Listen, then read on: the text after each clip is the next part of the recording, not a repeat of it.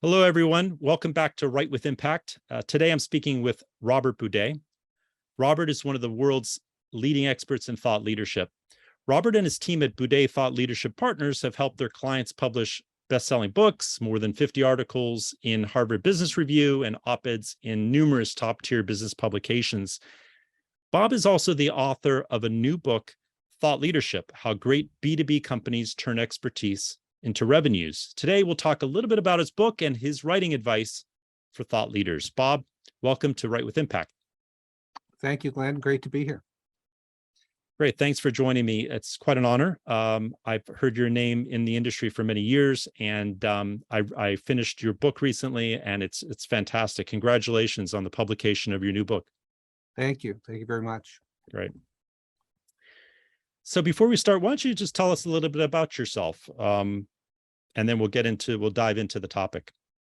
Sure. So I've been in thought leadership even before there was a common term for this profession for 35 years. Prior to that, I was largely a business journalist for about 10 years before that. And in 1987, I got a nice offer from a management consulting firm that is no longer around. That was called then Index Group. It became CSC Index after an acquisition by a very large systems integrator back in '88. And I couldn't have joined a company and learned about I couldn't have joined a better company to learn about the thought leadership profession.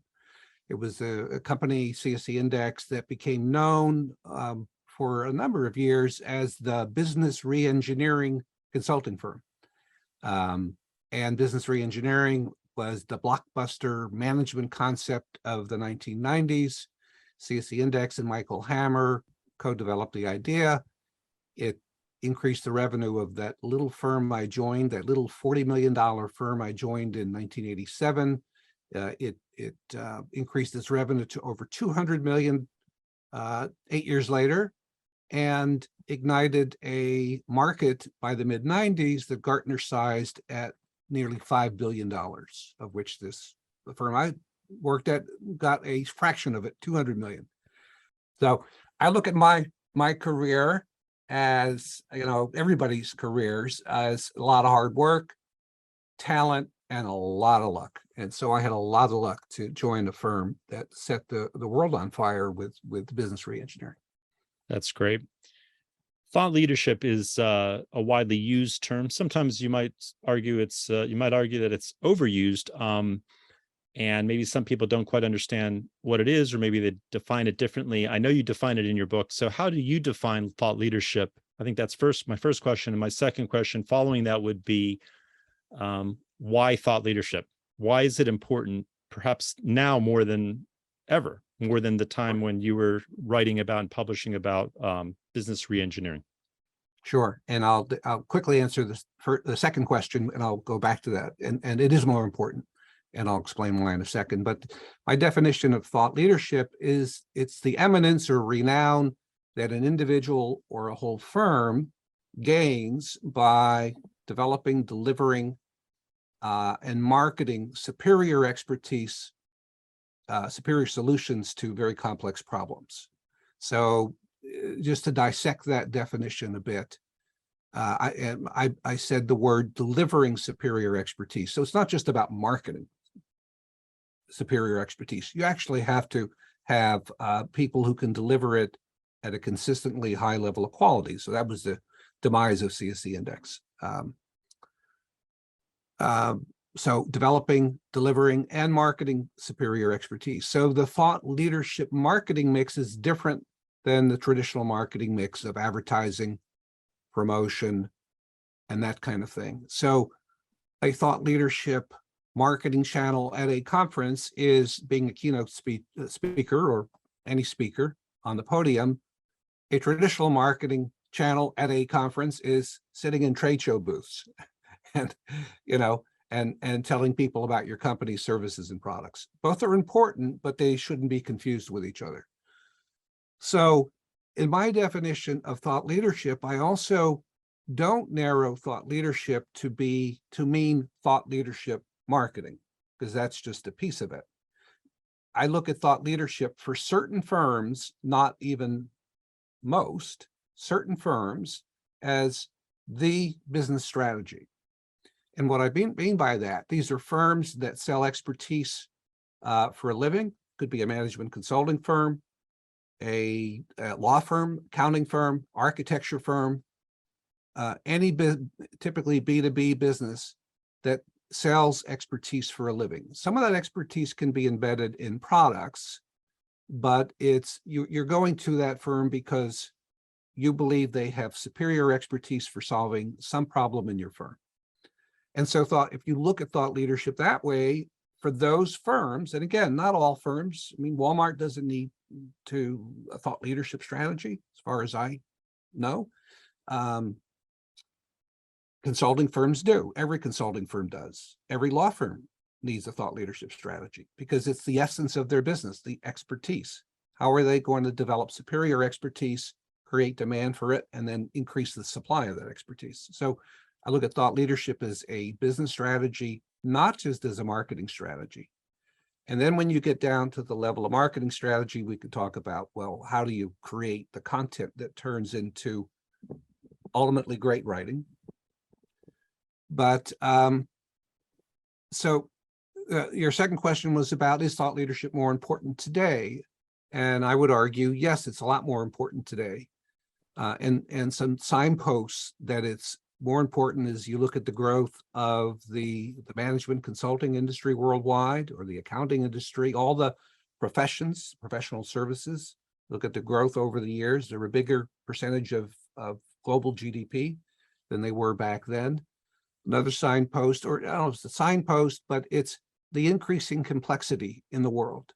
Look at advertising in the era of Mad Men, right? 1960s, Madison Avenue. And the world of advertising was a lot simpler, right? It was broadcast media, print media, billboards. That was about it, right? Look at digital media today and how complex that has become. You have narrow specialists in marketing, social media marketing specialists, Twitter marketing specialists, LinkedIn specialists. Areas in business that become more complex that require specialization to be able to handle the complexity. So the world of, I would argue, the world of marketing has become very complex, and companies increasingly need a supply chain, you name it, hiring people, managing talent. All these areas of business have become much more complex, and the companies that develop the superior expertise to solve those complex problems and market the expertise well and deliver it well are the ones who win. Right. In your book, you write about the 9 elements of exceptional content. Wondering if you could walk us through some of the key elements, maybe not all of them, or if you choose to, you can go through all 9. But sure. I think, content is also content creation, content marketing is a widely used term. I'm not sure if there's an agreed upon set of parameters or guidelines that people look to determine what is exceptional content. So I appreciated the list, this sort of a framework that you provide in your book to help people evaluate a piece of content. Sure. So as you mentioned, Glenn, there are I look at 9 criteria. I won't go through them all. I'll list some of the more important ones, although they're all important. Relevance, it's an issue of your target audience. You don't have to convince them it's an issue. It's a real pain point. Depth, you show superior depth about the problem. You dissect the problem in a way nobody else has, and you have more depth about the solution. Novelty is you have a very different solution than what others have brought to market. Not just an incrementally different solution, but a fundamentally different solution. So that's novelty. Rigor is your argument for what is the complex problem in the world that you're addressing and the better way to solve it. Your whole argument or your narrative is undeniable. It holds water. It can sustain the attacks from people who say, well, what about this, or what about that, or is that really true, or is that really true? So that's rigor. Clarity, I look at as a pure writing, and maybe too narrowly, but as a function of really good writing. Clarity, is this understood by the target audience? Will they get it? One of the, who was it, Chip and Dan Heath, who wrote the book Made to Stick, recited the argument of the curse of knowledge, right?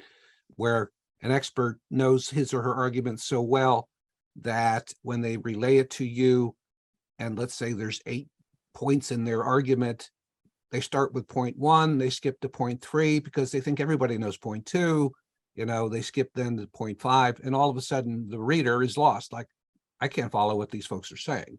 I can't follow the argument. So they have a rigorous argument, but they're not being clear in the way they convey that argument. Other parts, practicality is one of the 9, what I look at as the 9 hallmarks or criteria of thought leadership. Is the solution practical, and is it broken down in steps or key elements so that the reader, the executive, my clients are writing to senior executives, that the executive has a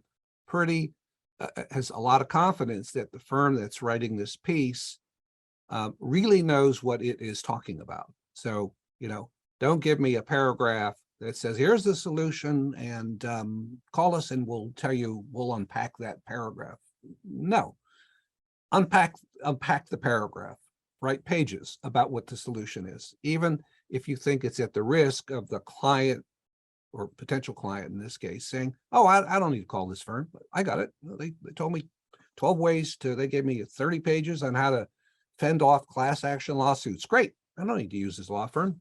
Doesn't really work that way. So that's practicality. Grind your solution down in steps to let the reader know, how you think the problem should be solved. And evidence is the most important of these 9 criteria. Evidence meaning proof of your solution, the fact that it really works. So in the back in the days of business reengineering 30 plus years ago, we had case study after case study of companies that had re-engineered some business process and benefited by significant improvements in cost, quality, time to market, some cases revenue improvement. So what we were saying about re-engineering held water. Okay, these were clients that we were talking about, achieve these results, and they were also companies that Mike Hammer and the firm I worked at, CSC Index, researched and doing in-depth best practice research on companies that were better at leveraging information technology. So evidence, if you don't have evidence in thought leadership, I say you have nothing. You may have a nice argument about a problem and the better way to solve it. The better way to solve it may sound like it's common sense, but if you don't have the evidence that the solution has really worked, you have nothing. You have a nice theory. And so evidence is the hardest of the 9 hallmarks or criteria for most companies to meet. For some companies, they don't have the evidence. Other companies, they do, but they can't convince their clients to let them go public with it, to let them write a case study.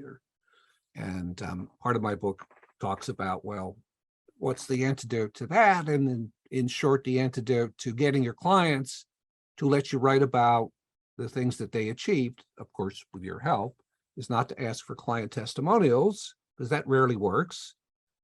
A lot of companies have, they can't endorse vendors publicly, whether it's a consulting firm or an accounting firm or whatever. Don't ask for client testimonials. Ask the client if you can feature them as a best practice case study in which there's no mention that you did the work, your firm did the work there. Portray them as a best practice case study. That works far more often than asking for customer testimonials. And in terms of thought leadership, it's also more believable. As soon as the writing in a thought leadership piece turns to, and here's how we help this company do it, to the recipient, the viewer, the reader of that content, it begins to sound like an ad, okay? Like I'm being sold. And as soon as thought leadership turns from education about a problem and a solution, a better way to solve it, turns from education to selling, that thought leadership becomes a lot less effective. People do not, the harder you sell with thought leadership, the more you repel, is the way I put it. You have to sell on the basis of your logic, your evidence, your command of the details on both the problem and the solution. And that's a pretty tall order for most companies, which is why we've just done research with two partner firms. One is called Rattleback and the other is Phronesis Partners.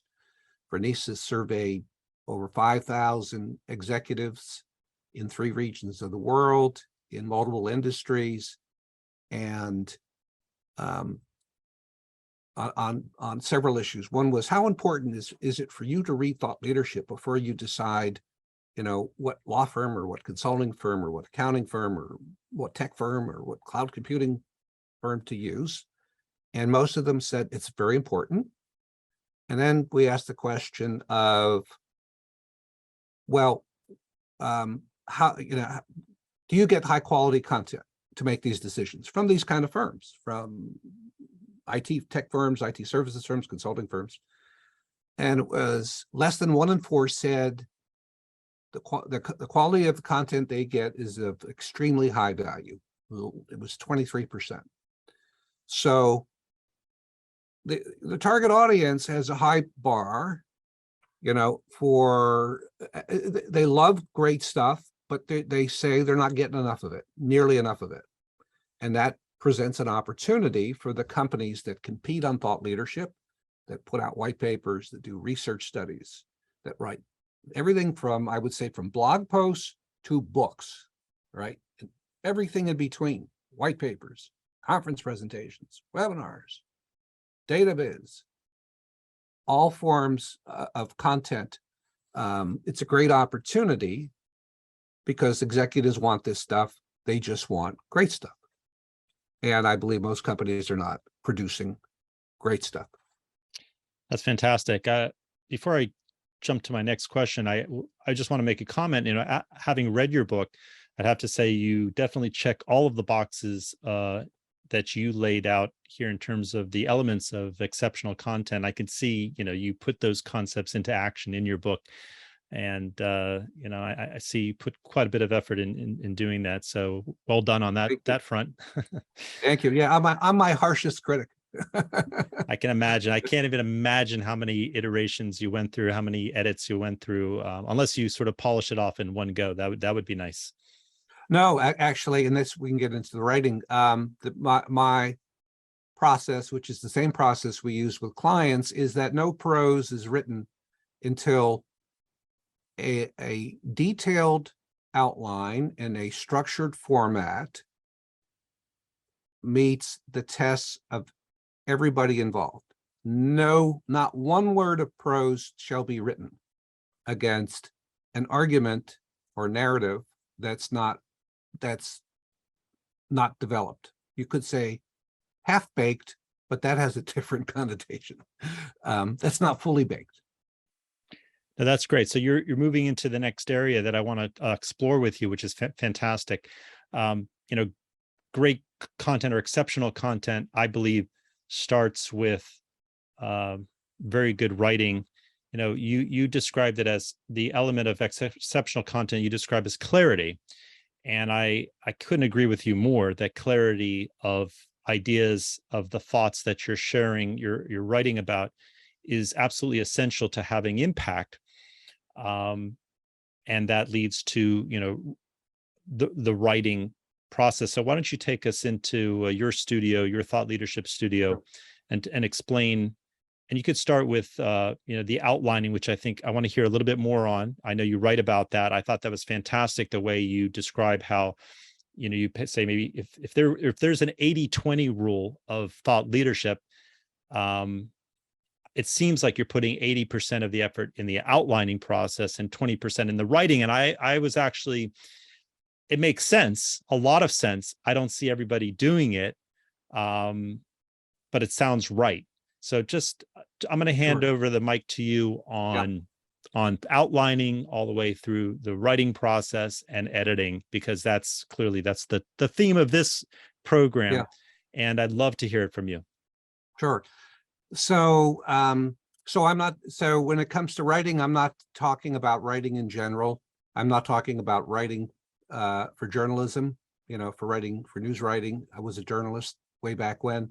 I'm not talking about writing of plays. I'm not talking about writing of ad copy. I'm not talking Of about course.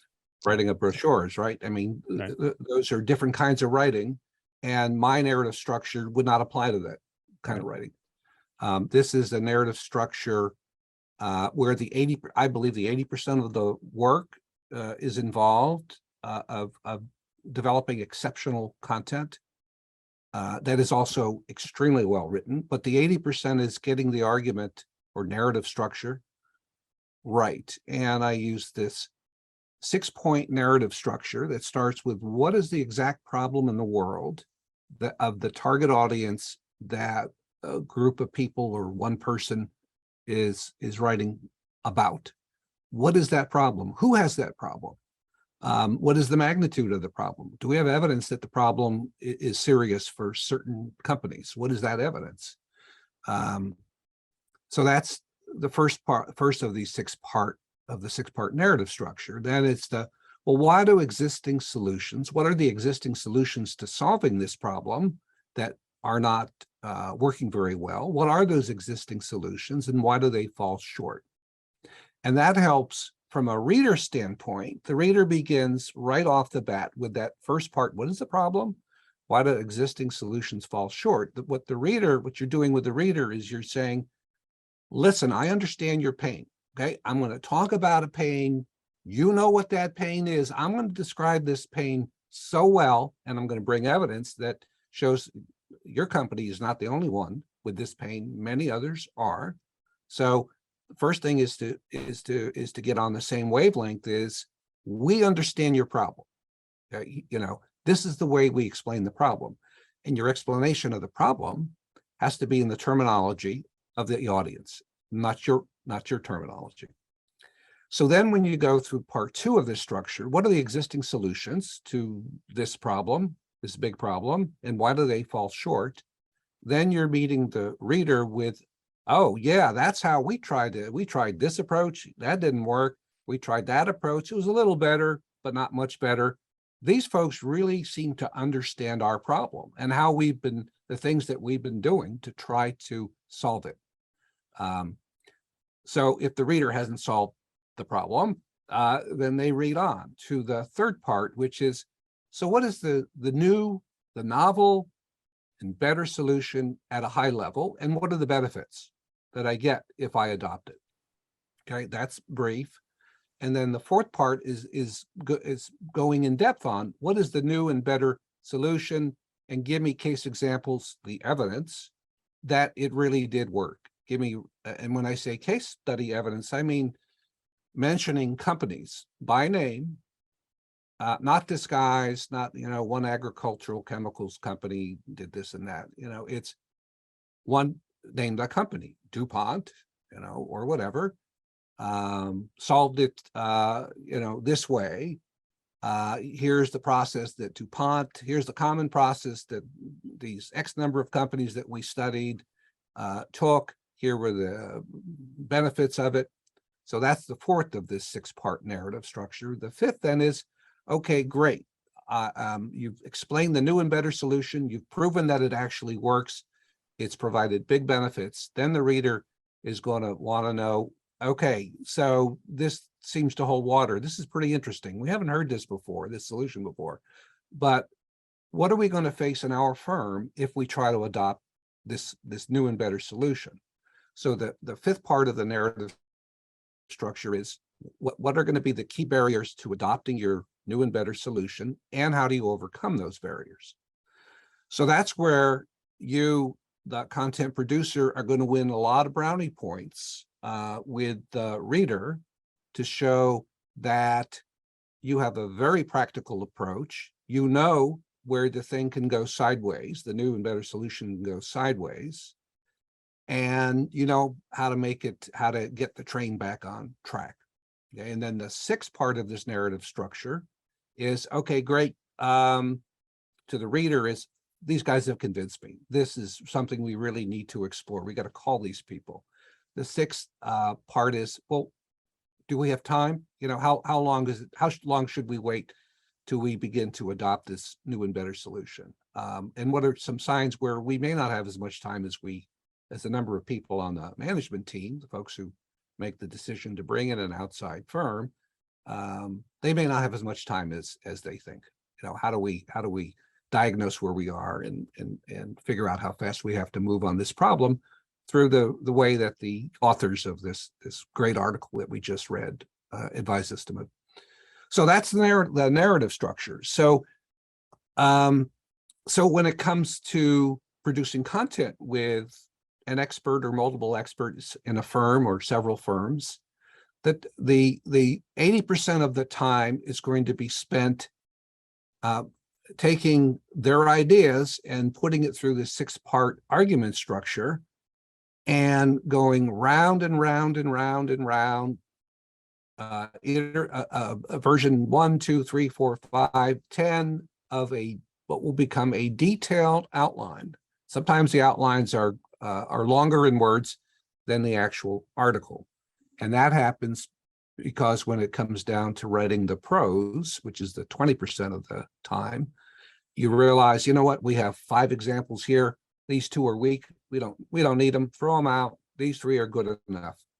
So 80% of the time is developing the narrative, developing the argument to be a persuasive argument, and collecting all the facts and the case studies and all that, and pushing the thinking. And this, I would argue, is the ghostwriter's job, pushing the thinking of the subject experts really hard. Even though, of course, the ghostwriter, and I don't even like that term, to me, it's more like an argument developer or idea developer, even though the idea or argument developer is not the subject expert, he or she doesn't know their field nearly as well as they do. They're not getting paid for their advice on how to, you know, on the problem, how to solve the problem at hand. The idea developers aren't, but they're the professional there who knows how to make rigorous arguments.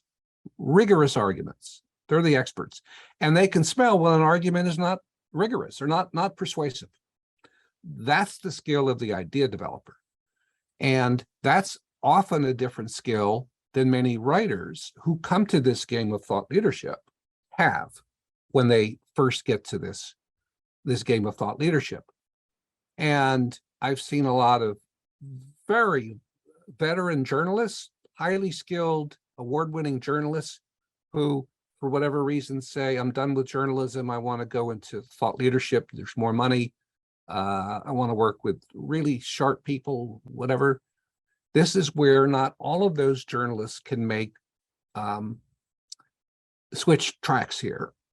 They got the writing skills, but they often don't have the skills of working with very smart people and tactfully pushing their thinking, often because they remain, and this was early in my career at CSE Index, they remain in the hostile interviewer mode that good journalists are often in, and really smart consultants or lawyers, they're not used to people attacking their credibility. What they look at is attacking their credibility. You know, they're in for constructive, tactful pushing of their ideas. And so a lot of thought leadership, idea development, argument development takes tact and manners that the average journalist may not have coming in the door in this game, but certainly can learn. The argument development skills in thought leadership are the hardest skills to find. The good writing skills are hard to find, but they're a lot easier to find than the argument development skills. And if a writer wants to make a great career out of thought leadership, and I think the opportunities are really, really there, they're going to have to learn the argument development skills. They typically, the journalists, they have the writing skills, right? They know how to de-jargonize stuff and not to throw out 10 acronyms in one paragraph. They know that stuff. The really good ones. They know how to write concisely, you know. Not all of them, many of them, but what they often lack are these idea development skills, narrative argument development skills. And those skills are kind of like the writing skills are table stakes. The idea development, the argument development, narrative development skills kind of raise somebody's value to a much greater level. Those people are hard to find who are both great writers and great argument developers. That's great. I like how you reframe that role. I think you elevate the importance of the role. You explain how essential it is. And I like the term or terminology that you use to describe it, shifting it from, say, a ghostwriter or not a writer or editor to argument developer or idea developer. I think that's fantastic. I think that you give credit where it's due. And I think that the role of these idea developers and argument developers is probably under-celebrated, under-recognized in general, but incredibly important. Yeah, and by the way, I've seen some very good argument developers over the years who were not journalists, not writers, lawyers, ex-lawyers, consultants, right? And others who didn't, were not looking to make a career out of writing thought leadership, but had skills that worked well with idea development. And I also think at larger firms that can separate these roles of argument or idea development from the writing, you do see these roles separated. You have one person developing these rigorous outlines, working with clients, and then they hand it over to writers who write far better than the argument developer. Right. Speaking of writers who write better than the argument developer, I mean, they could be one and the same person, which is fine. It could be a separate role. But you did mention that the way you described it is good writing is table stakes. But let's say there's a hypothesis out there that not every thought leader, even if they have good arguments, express it with good writing. Let's just share a little bit about, some of your writing and editing tips that you deploy, you use in your own work, and also that you recommend thought leaders who you work with. Because I'll be honest, I don't think that, I've seen a lot of very good thought leaders. They're experts in their area. They're brilliant at what they do. But they have a hard time expressing it with clear and impactful writing. And that's, again, coming back to Write with Impact, the theme of this program. Give us a little bit of your writing advice for thought leaders. Sure. So the first piece of writing advice for a thought leader is, especially if you're hoping to have a best-selling book or a book that does well, period, even if it's not a bestseller, is unless you can write as well as a professional writer, you're going to need a professional writer to write your book. It's that easy. Publishing companies, even the biggest ones, don't spend nearly the amount of time that they do in having editors who will rewrite your stuff and make it sing. They just don't, they'll do it for their best-selling authors, but they're not going to do it for a new author. So that book better be pretty well written before it goes to the publisher. Same with sending Harvard Business Review article submissions, where we have a lot of experience. They're probably going to rewrite, the editors of HBR, they're probably going to rewrite the article anyway. So they want to, they're looking for strong arguments. But if they can't understand the submission, they'll reject it because they don't have time. They get so many submissions. They don't have time to puzzle out, what is this about? The writing is horrible. We're not even sure. There may be a big idea there, but the writing is so bad we can't even understand whether there's a big idea there. And a former old friend and former senior editor at Harvard Business Review told me at least 15 years ago, or maybe it was 20 years ago, more like 20. She said at one point in her career at Harvard Business Review, she had the unenviable task of being the person who took home the manuscripts that people sent through the mail, and had to go through them and write nice rejections, or just screen them to see if some had merit. And I remember her telling me that many of them I couldn't figure out. She said, well, I couldn't figure out what the idea was in the article. They were so poorly written. So, and that's a shame, of course, if there is a great idea, but it's written poorly, right?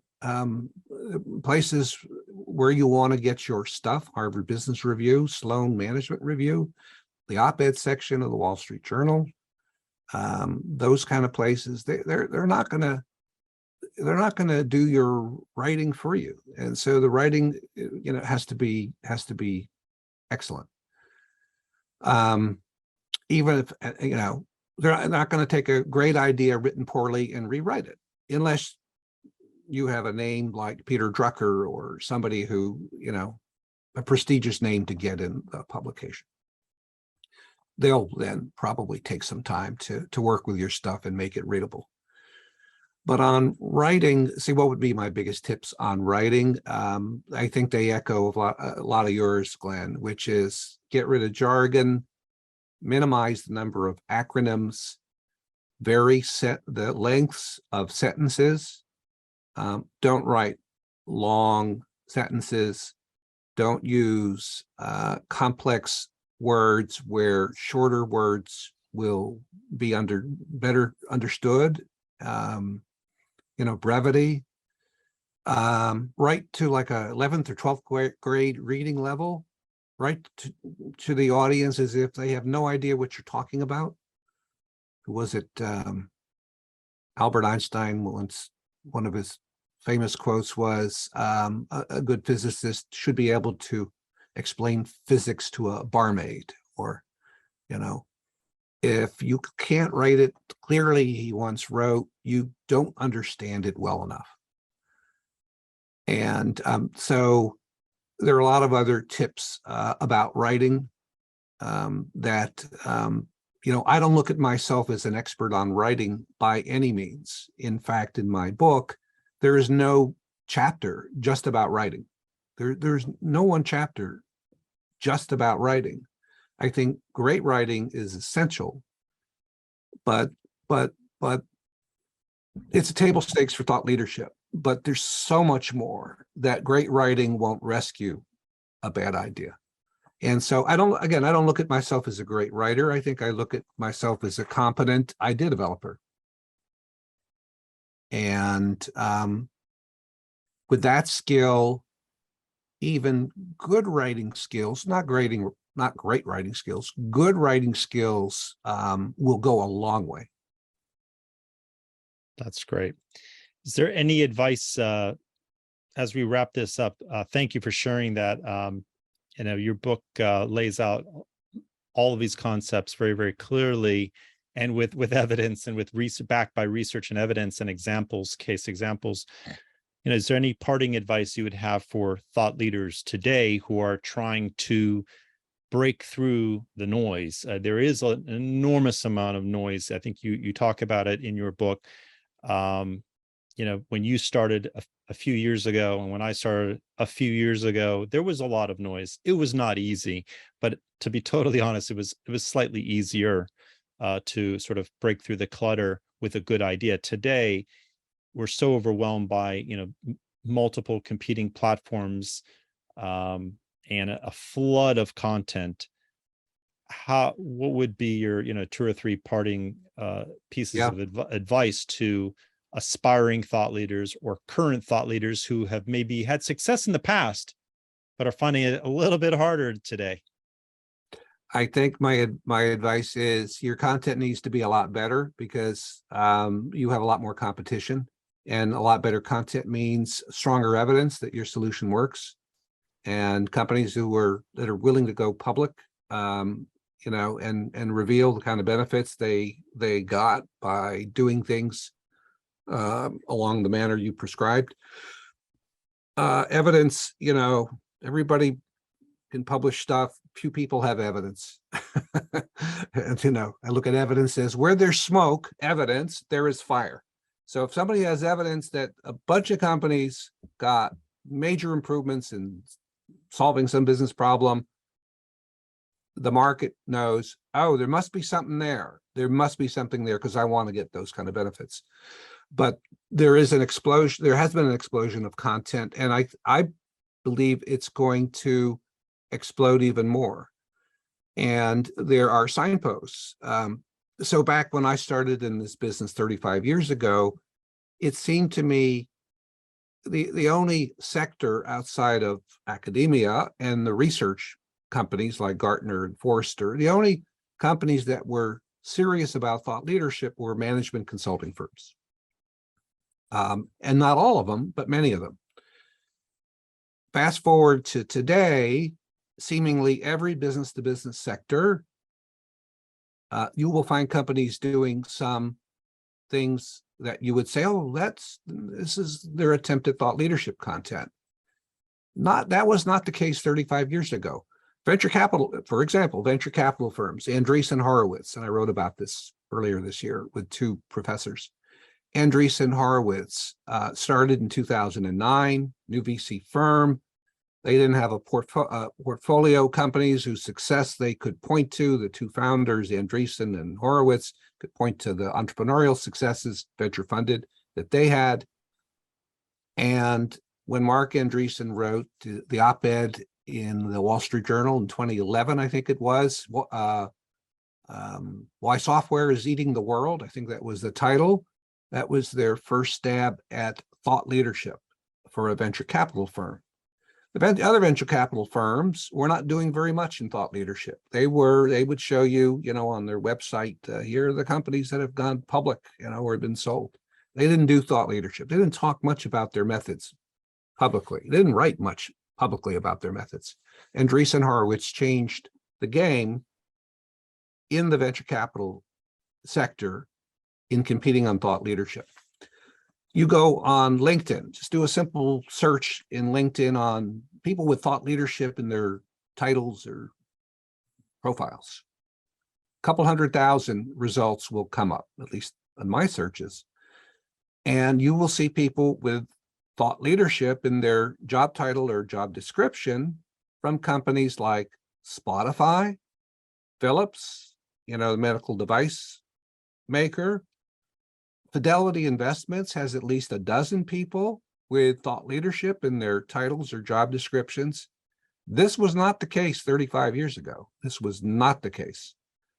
And so if you think that, oh, okay, the level of thought leadership content people will publish less and therefore I'll have more, white space and I won't have to work as hard to be a thought leader or to continue to be a thought leader, I think that's an erroneous assumption.